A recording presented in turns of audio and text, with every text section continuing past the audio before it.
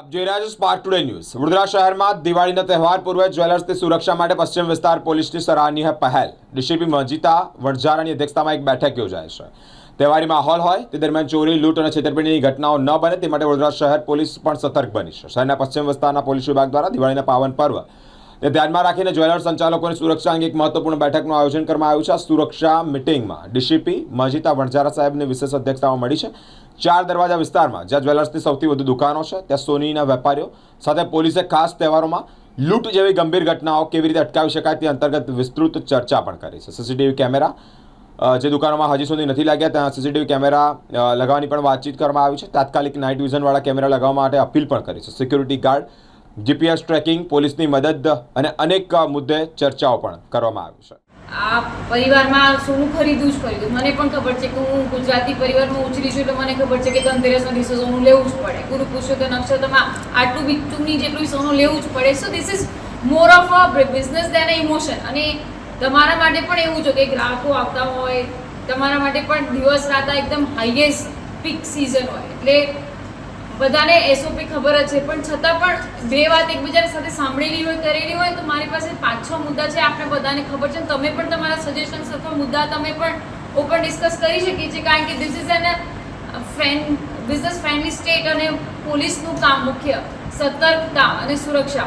અમારી પાસે જેટલી ફોર્સ છે, અમે લોકો જેટલું તમારી સાથે કોઓર્ડિનેશનમાં કરી શકીએ છીએ અથવા તો એકબીજા સાથે વિચારોની આપણે અથવા તો જે પણ સિક્યોરિટી કન્સર્ન આપણે એકબીજાથી ચર્ચા કરેલા હોય ને ખૂબ સારું રહે। ઘણી વખત કેવું થાય કે પીક સિઝન છે, તમે આ પોલીસ સાથે સજેશન અને વાર્તાલાપમાં આવ્યા છો ને આપણે આ જે બધી ચર્ચા કરીએ છીએ કે તમારા બેક ઓફ ધ માઇન્ડમાં પણ રહે, કારણ કે અમે લોકો ચર્ચા કરીએ એના કરતાં પણ તમે તમારા સિક્યોરિટી કન્સર્નથી વધારે હો।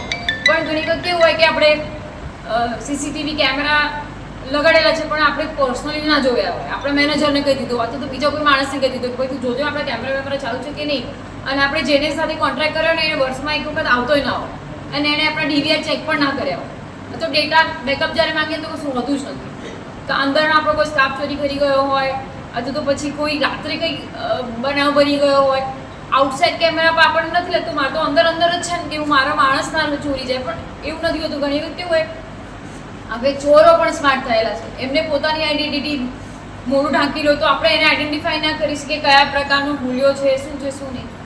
આઉટસાઇડ કોઈ કયા રસ્તેથી આવે છે તો આઉટસાઇડ કેમેરા, સીસીટીવી કેમેરા આપણા વધારે, તમને એવું લાગતું કે મારે શું લેવા દેવા આઉટસાઇડથી, પણ દેટ ઇઝ મોર ઇમ્પોર્ટન્ટ, કારણ કે ક્લુ એમાંથી મળે કોઈ ગાડી આવી હોય, એ કયા વ્યક્તિ ટુ વ્હીલર પર આવ્યો છે, અચ્છા લાલ કલરનું બાઇક છે, ચલો એનો નંબર નથી, તો જેટલા પણ આખું સિટી સીસીટીવી કેમેરાથી સજ્જ છે તો એ લાલ કલરનું બાઇકનો નંબર પ્લેટ વગર હશે તો પણ બીજી ક્યાંથી એને શરૂઆત કરી છે, શું છે શું નહીં, બીજી ઘણી બધી ક્લુ મળી શકે।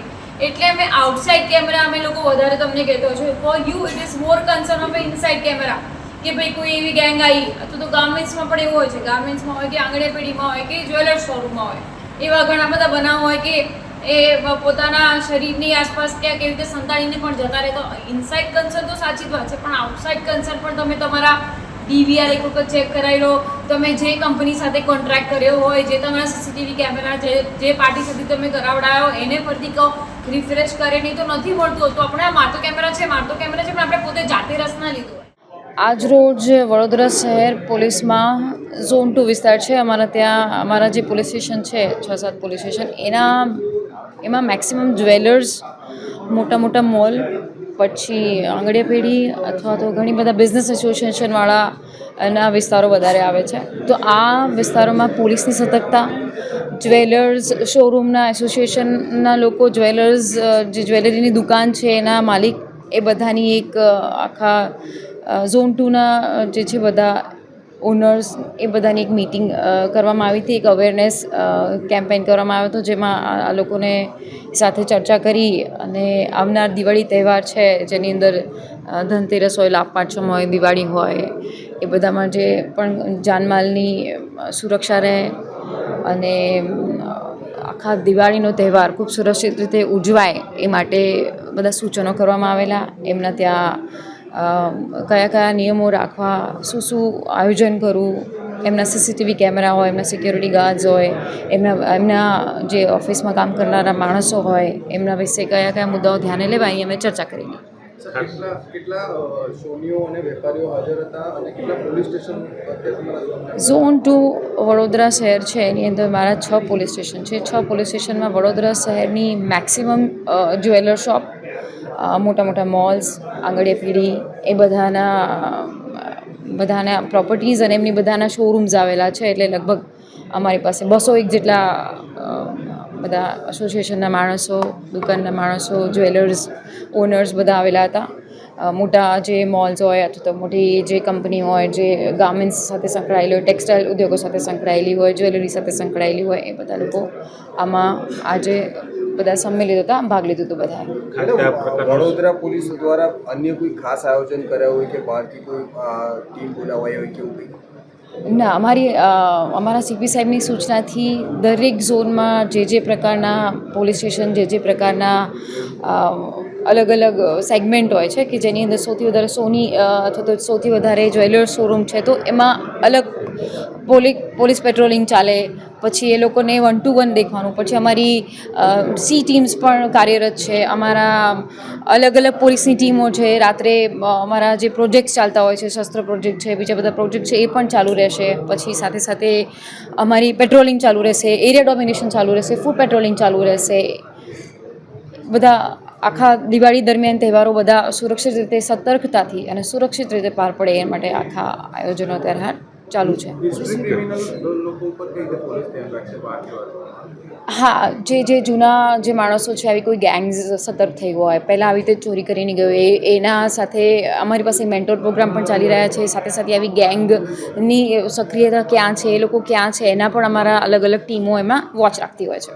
Okay, thank you. પોલીસની ખાસ કરીને આપણે વાત કરીએ તો પોલીસની ટીમો કંઈક ઓછી છે, લોકો ઓછા છે.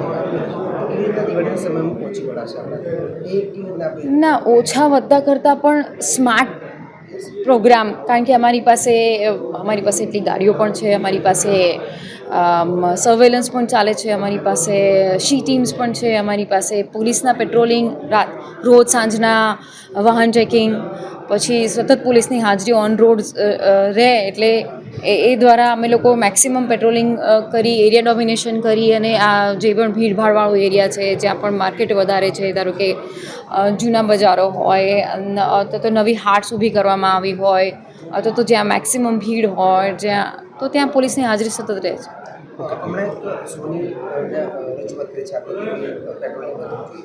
એ જ બિલ્ડિંગમાં થોડા સમય અગાઉ લૂંટ પણ થઈ હતી. એ દિશામાં પોલીસ કેવીના છે?